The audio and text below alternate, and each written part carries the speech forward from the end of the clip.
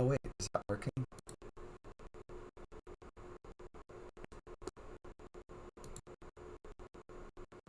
I think that's working. Holy crap. That is fantastic.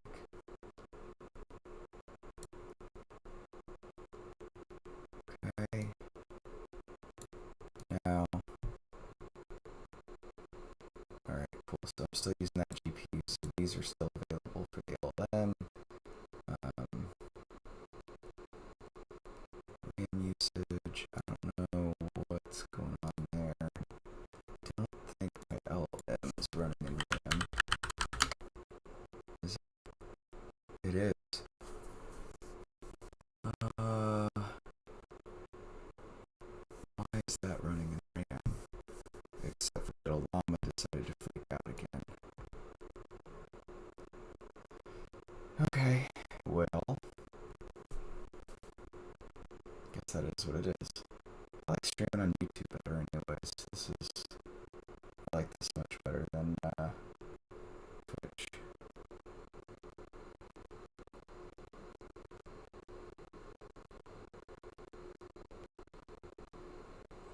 Okay, finished phase 2 of the plan. Now we are on to phase 3.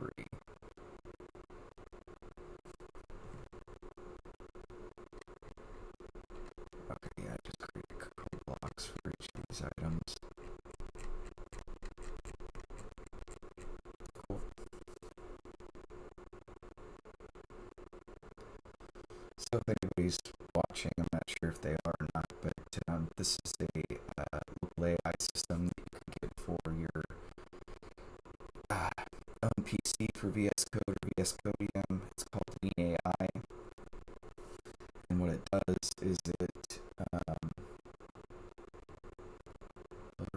lower than the current bit rate is 2,662 kilobits per second, which is lower than the recommended bit rate. We recommend that you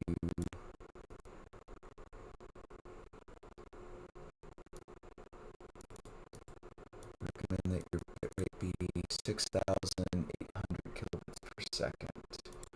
I don't even know what my settings are. I have my settings wrong.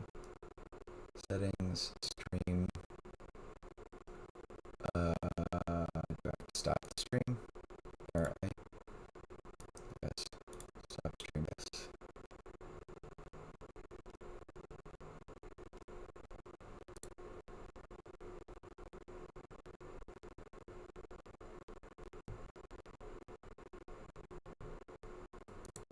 Okay, so now it says excellent.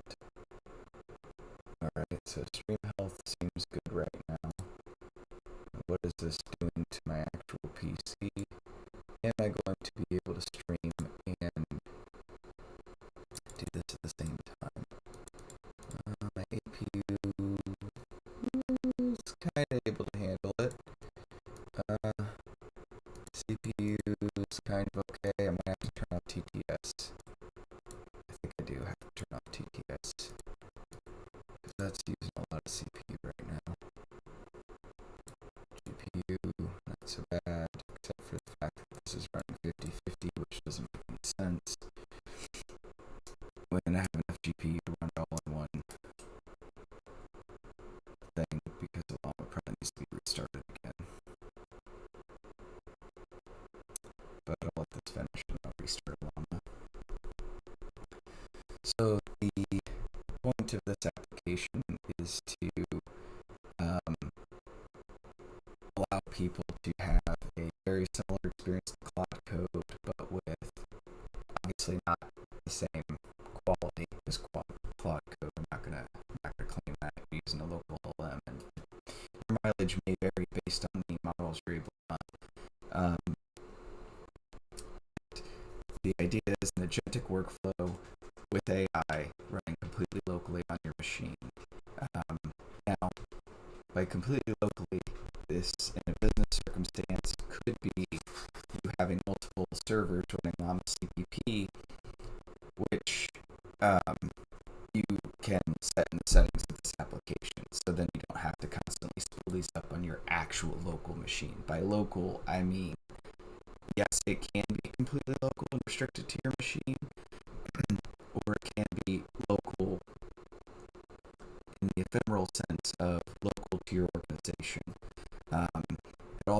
the ability to it also has the ability to um, use more advanced models such as ChatGPT or Claude if you're willing to spend that kind of money. Um, but the idea is to reduce the amount of money you have to spend using Claude or ChatGPT by allowing local models to do the research on your applications and all of the tool calls. You would use Claude or Codex to produce a plan. So it would only be used in generating context based on data gathering, project context, those things, to create a rock solid plan that is then used by your local model to actually do all the tool calling and do all the modifications. So then you've removed ChatGPT and Claude from the loop and burning tokens, where any small model, provided the proper plan, can execute that plan, right? So if you are using one of those models and you have the money to run those models, but you're realizing that it's getting quite expensive, this might be an application that's beneficial to you because you can have a local model running in your machine doing the actual work, preventing you from burning a ton of tokens from larger models that you really need to do analysis, right? But you don't need it to do analysis by calling all the tools and reading all the files. What you need it to do the analysis on is you tell your local system that you have this problem. It does all of the digging through the files, gathers all the context, provides that context to the model with whatever your problem is.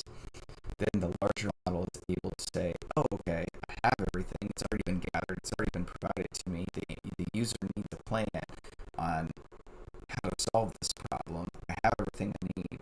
I just need to now provide a plan to solve this problem. It then only has to generate the tokens required to generate that plan, and it's only received the context it needs instead of doing that random churning of digging through every file in your entire system to try to determine what your entire project is, and just burning every token in the entire universe, and also burning down our entire atmosphere and the whole world. So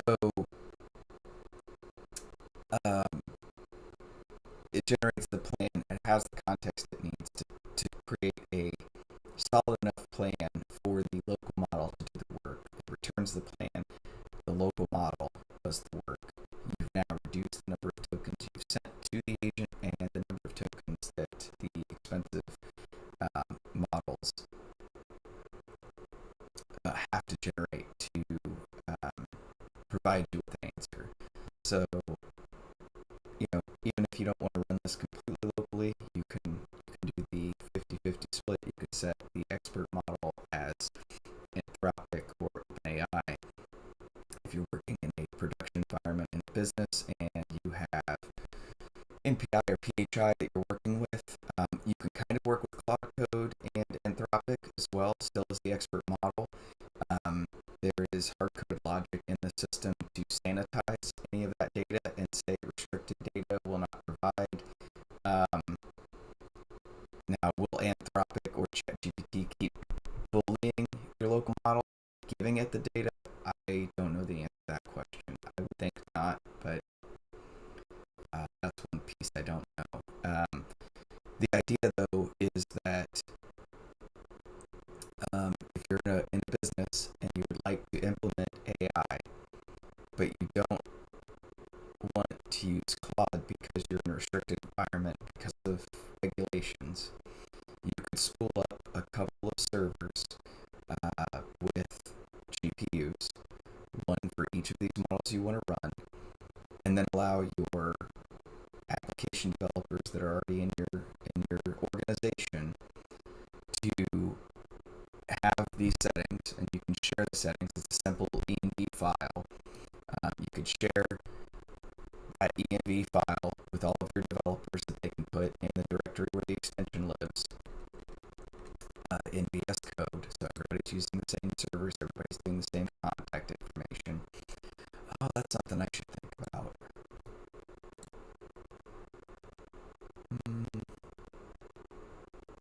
That could be handled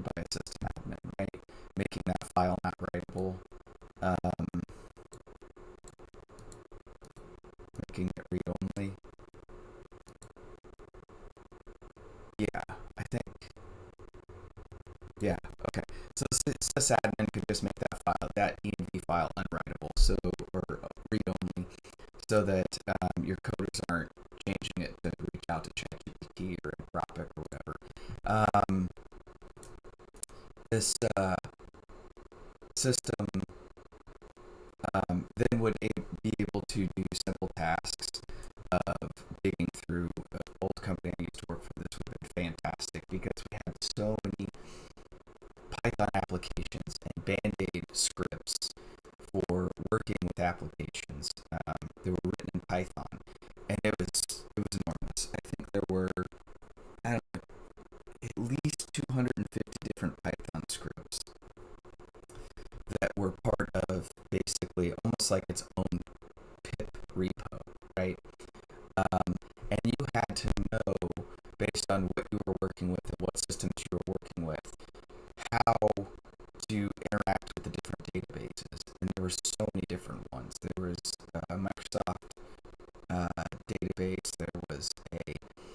There were multiple different types of databases, and all of these different databases had a different Python module you'd have to include to interact with said database.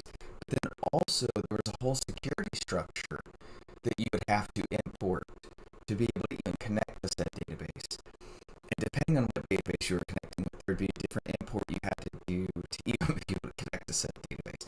And because there were so many scripts and it was so complicated, and the wikis were not always up to date, in fact, they were almost never up to date, you'd have to go to old deployment instructions in ServiceNow to even try to determine and define a similar script to even find a starting point to then be able to develop your app or your Band-Aid. And then there were cron jobs that ran these scripts, and it was just such a convoluted mess that new hires were not sticking around because of how much trouble it was. My idea behind this application is you can point this at that giant repository, do an initialization when you first launch this application, which will then generate the project context. You would only have to do that once. That's another item that you could copy and paste across to other developers. So, because on a code base like that, that may take a couple of hours. Again, because you're working with local LLMs, and also depend on how big your GPU server is. If you really have some really awesome hardware and you got a context window of 256K, it might only take an hour. Anyways, the goal then is you can chat with the agent that has the context of that repo, explain what you're attempting to start, and it could literally design the scaffolding to get you going. And then you start writing the business logic that you need to write. And if you really want to harden this application, it also has a knowledge base with a RAG system that you can provide it all of those PDFs, docs, whatever, again, all local. And then those documents can then be indexed into the RAG system, and now it has business logic built in. You still have to be a little bit specific in the prompt that you want it to use said business phrase, right? Otherwise, it's not going to go off looking for it. But the idea is to, like my old job, was to invent and design a system that would solve that new hire problem. That new hire problem primarily not being that they didn't know how to code, that they didn't know where to look for everything. Hell, I sometimes was completely confused on where to begin, and then you have to start bothering your senior engineers for everything, and then they can't get any work done. So the goal behind this application was to limit the damage caused by hiring new developers in a very business-centric system that has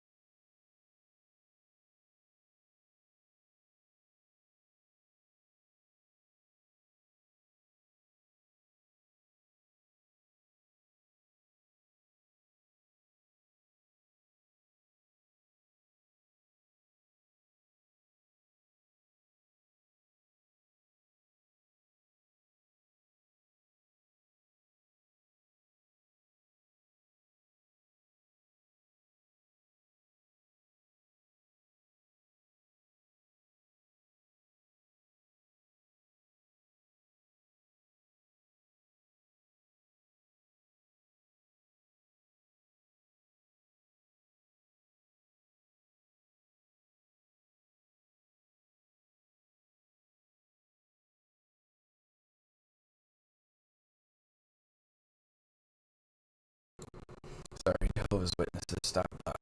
Alright, let's approve this plan. This looks much. I don't know. Let's read file, create file. It's not writing any code. Read, create file for testing. Affected files. Weird. Run command. Name registry, scope, name convention. Something's not getting passed right. Session.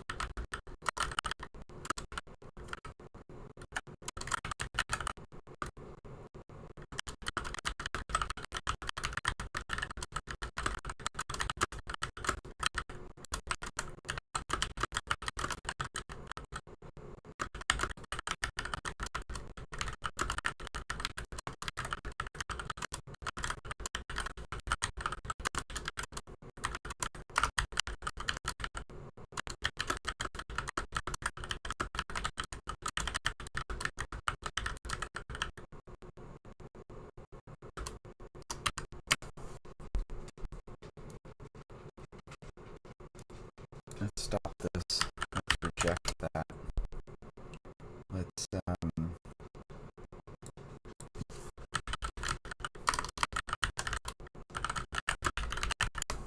a llama.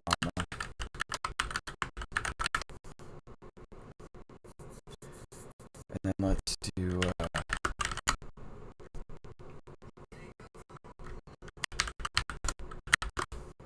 llama run. And let's just do a simple one like where's GPTOSS?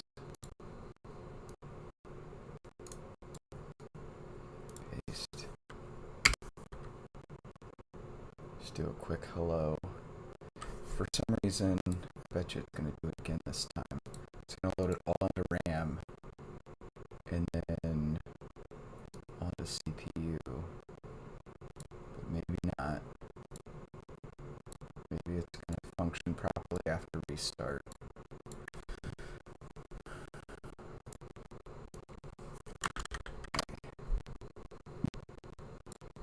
Okay.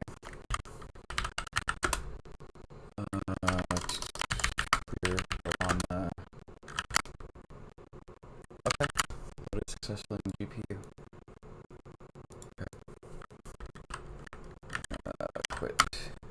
No, bye. That's right. Clear. Cool. Alright, well, this will be all the streaming for today. Hopefully, this video will get out there to somebody who needs it. I'll keep working on the application, and thank you guys for watching.